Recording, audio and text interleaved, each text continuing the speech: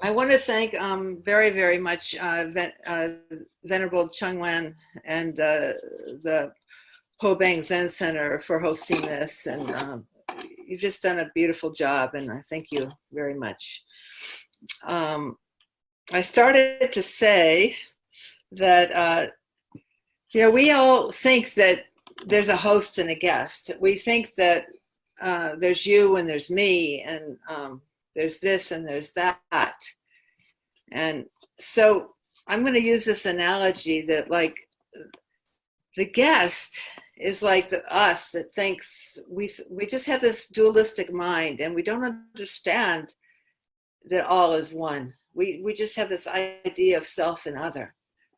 And so what the Buddha mind is realizing that there's no self and other, and there's just this. So when we're stuck in that sense of being a guest all the time, of being outside of something, that's when we have to ask, what am I? Or what is this? That's how we can begin to understand what our dilemma is. So that's the first point, is to see that we want to be with the guests, but we feel like we can't join. And so our school, the Quantum School of Zen, and our teacher, Zen Master Soeng, teaches koan practice, and we teach about coming together in an interview room. That's one of our big techniques, especially during an interview, during a retreat, a kyolche, is to have an interview with the teacher. And it's set up kind of formally, like the host, who the host is very clear. They have a stick, they have a kasa, their seat sometimes is a little bit higher, they have a better cushion than you do, and they rang you in. They rang you into the room. So obviously they're the host. So it really makes it even worse for us, this koan practice sometimes, because we realize, oh, the teacher knows, I don't know. But the whole point is, when you're with the teacher's going to teach you primary point. That's so important to be taught. Put it all down. What is this? Then the host and the guest disappear. Because the teacher wants you to put it all down. The teacher wants you to understand. No thinking. So I know when I first started practicing with Zen Master Soeng, he was so happy. He taught me to make zero. And he'd say, very good. He'd be so happy that I just did that. And it was pretty easy to do because he told me to do it. But I did start to get like, wow, a host and guest disappeared for a second. And he liked it. The teacher supported me. Very good. So that's so important for us, to have a teacher that we trust, to have a practice that works. And so very, very important. We don't have to understand too much. We have to understand we trust the host. We trust the teaching. We trust that. Then we begin to relax maybe a little bit in this situation with having an interview. So the original guest is someone who's confused and is making opposites. Maybe we have a lot of desire, anger, and ignorance. But because we go to meet the host, there's some clarity there. There's something like we're not satisfied with this confusion. One story that's inspired me so much was a student. This is in the old days, and the student came to see a teacher. And he knocked on the door, and the teacher kind of opened the door just a little bit and peeked out. And he saw it's just, whatever he saw a student, and he glared at the student, ugly face, and slammed the door in his face. Just boom. So the student walked away. But the student was tired of being the guest. Tired of his confusion. And he had faith in this teacher. He had heard good stories about this teacher. So he had the the nerve, the power, the question to come back to the door again. Not easy after somebody slams the door in your face. Again, bang, bang, bang, knocking on the door. Teacher peers out just a little bit. Ooh, and he slams the door again right in the student's face. Well, that's even harder, having the door slammed in your face 2 times, wouldn't you think? So he kind of walks away a little bit farther, very confused. Maybe his feelings are hurt a little bit. Then he realizes, I don't want to be the guest anymore. I can't stand this. No matter what it takes, I have to learn. I have to have this teacher teach me. So again, he bangs on the door, maybe a little louder. And this teacher, same thing, opens the door a little bit, glares at him, dirty face, nasty face. And then the student immediately jams his arm and his leg into the door so it can't be closed. And the teacher slams the door and it hurts. But the teacher cannot close the door.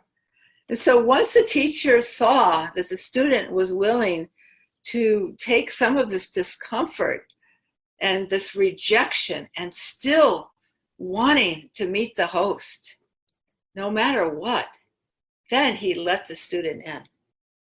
He opened the door wide. Come in, come in.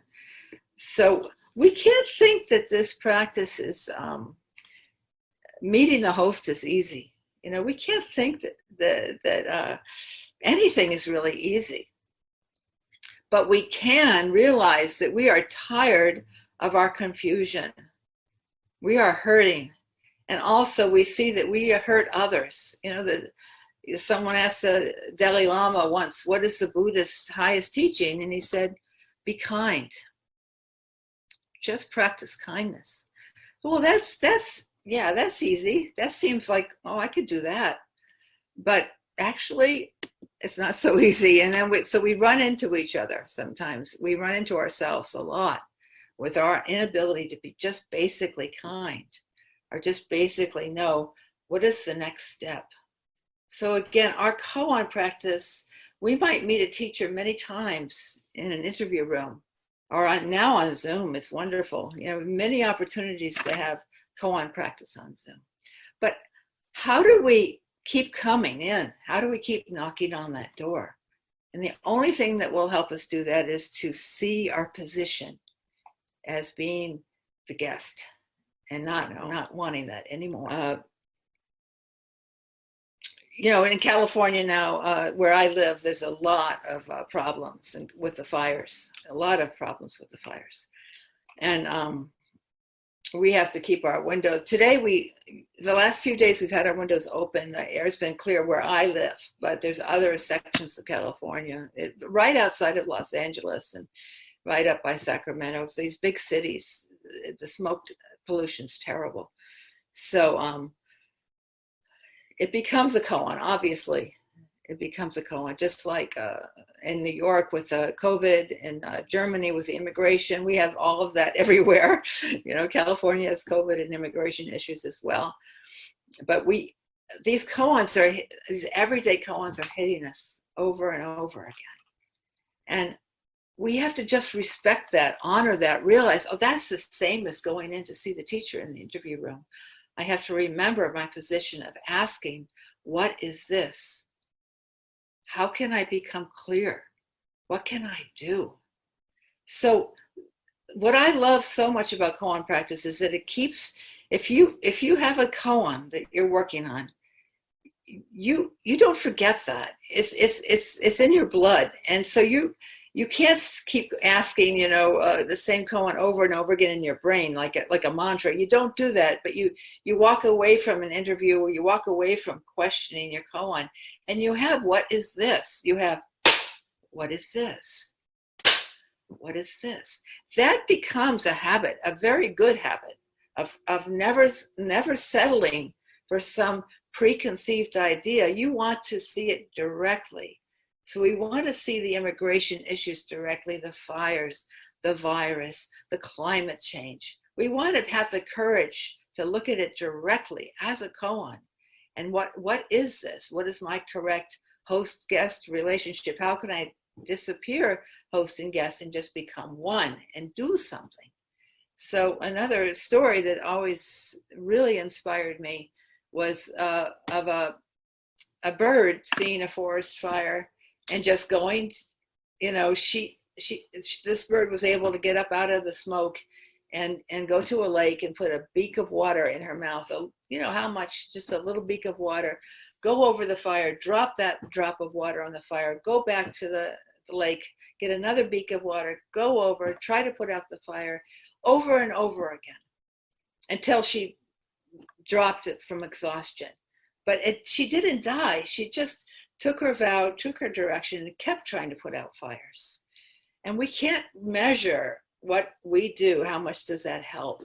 We have to just know that we want to help. We want to put out the fire. We want to disappear host and guest. We want to become one. And so that kind of practice with my, you know, everyday life type thing, always with my hospice work as a nurse, as a mother, as all the different relationships we have that are so important.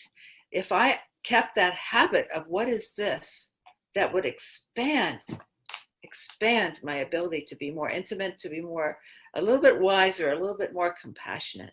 And it never ends. We just have to keep picking up that gauntlet of what is this, finding a good teacher, and using listen to the teacher. Do it. It's very simple. You know, just try and try and try. And then that whole thing about opposites will start to disappear, and you are only what is this. You are only a clear respondent to what is needed in this world. It's so important. It's always been important, and it always will be important. So I really encourage you to find a teacher, get a practice. It doesn't have to be koan practice, but that's what we're representing this morning or today. And I just want to encourage you to do that. So thank you.